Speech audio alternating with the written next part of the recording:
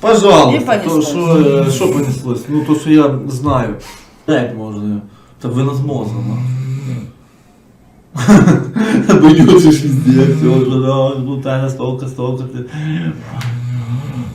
Что я ну, погано, не, надо что, Настя, надо то, надо ця, ебать, ой, это самое. Меня самого ебало не закрывается. Ты буду говорить, я буду говорить, а ты, блядь, ну, это язык без кустей, боже мой, сузик украинский, понял? Я баба Галя, ну что вы знаете? Я пошел, говорю, куда? Думаю, пойду хоть курну, ну его нахуй, хуёвый что ты смогла, понял?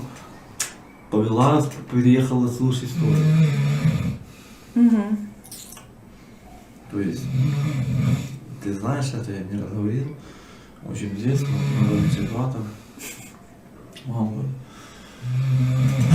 Скажи, сколько будет 2 плюс 4 умножить на 2 минус 10 поделить на 0? Я с математикой хуёво дружу. Он вообще с ним не дружит практически.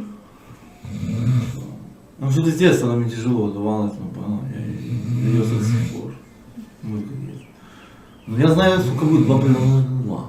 Я узнал, что математический, как это получается, термин или какое правило, ну, понял?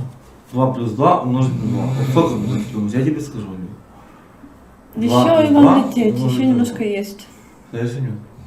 Скажи, сколько будет 2 плюс 2 умножить на 2? 2 плюс 2 умножить на 2. 4. Как это? Нет. Как это? 2 плюс 2 умножить на 2. И 4 получается, что ты не будешь. Так решила тебя проверить. Не. Нет, а может быть 3. А может будет... Или 9. Раз, два, три, 4, 5 выше зайчиков, блядь, скажи.